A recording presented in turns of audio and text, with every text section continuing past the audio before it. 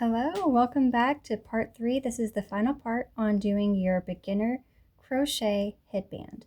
So we left off, we are now going to be fastening off our piece of yarn. So I like to leave this tail somewhat long, and I'll show you. So you will need to have scissors and then a yarn needle for weaving.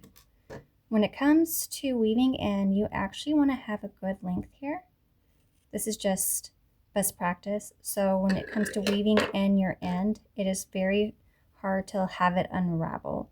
So in order to get this fastened off, we're going to do something called a slip knot, or slip stitch, I'm sorry. And you're just going to pull right through that and then pull that tight. And that is how you fasten off your piece.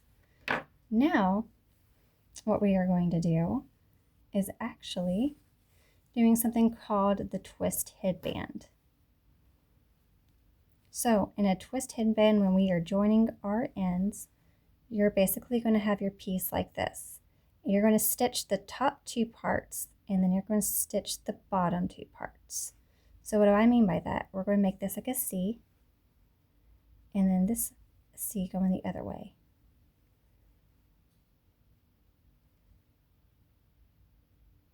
And it's going to clump onto that first part, and then this is going to clump onto that bottom part.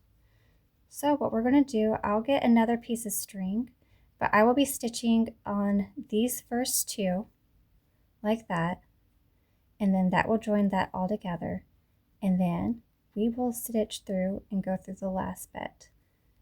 Now stick with me, this is going to be a little bit difficult and tough to follow. We are going to tackle that piece that we just fastened off, and we are going to weave it into our project. So you just weave it through some stitches. Everyone weaves in differently. Me personally, I'm very lazy about it, but since I'm teaching you guys, I'm going to actually teach you a proper way.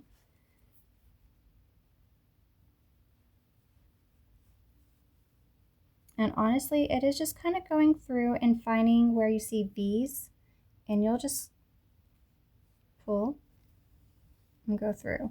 Now generally people will continue to do that. For time's sake, I'm going to go ahead and cut it off here, and then we're going to do the joining.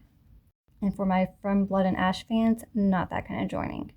So now we're going to take another piece of yarn. We're going to cut off a pretty large piece for this.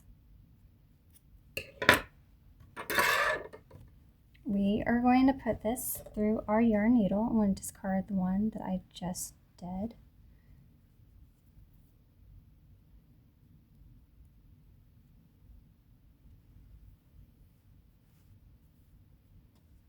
All right, so I'm going to start it from right here, pull that through. Now there's no wrong way to do this or a right way. I tend to just do it this way. I don't think a lot of people do, but I make it, it just feels more secure to me to knot it on an end. All right, so that's C, backward C, and then the forward C. You're going to take this yarn and you're going to stitch that top row to the C onto the top row of this C. This is going to be so difficult for me to do while looking through the camera.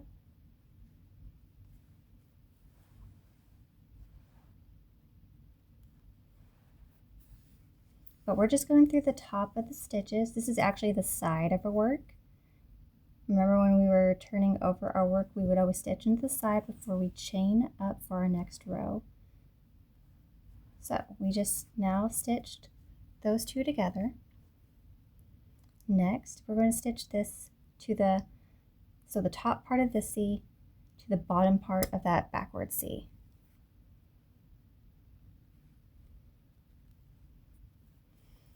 And I was trying to figure out how to write this down in a pattern. The only thing I could do was actually create and draw a picture. I don't know of any way to verbally have someone read that and fully understand what I mean unless there's a visual to go with it.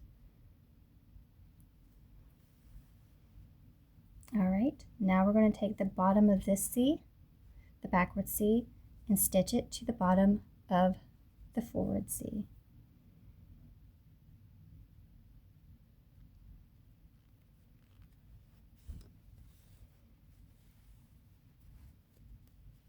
And I did realize I made my headband a little small, so I'm not going to be able to show you what this will look like on top of my head.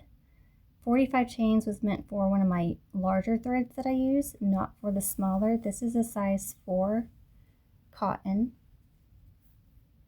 and I used a size J hook. When you're starting, you really want one of the bigger hooks. It just helps with muscle memory, and it's easier to see your chains when you're learning. All right, so now, since I stitched all those together, we're going to create another knot, going back through. And then go through that, knot that off. And then we're going to weave in that end.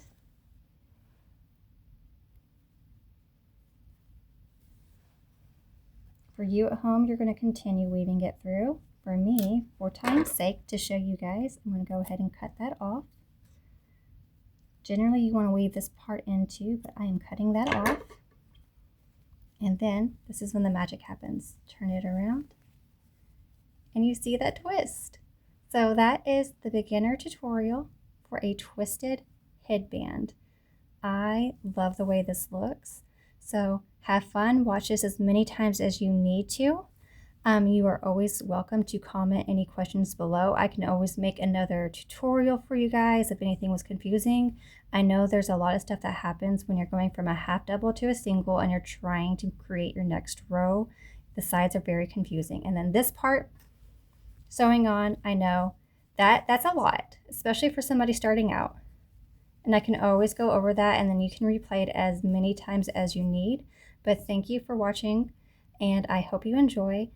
And this is honestly the course that you kind of want to watch first before you start any of my tutorials for the more extravagant things like my book covers and purses. So I hope you enjoy this and that you learned, and I will see you later. Thank you.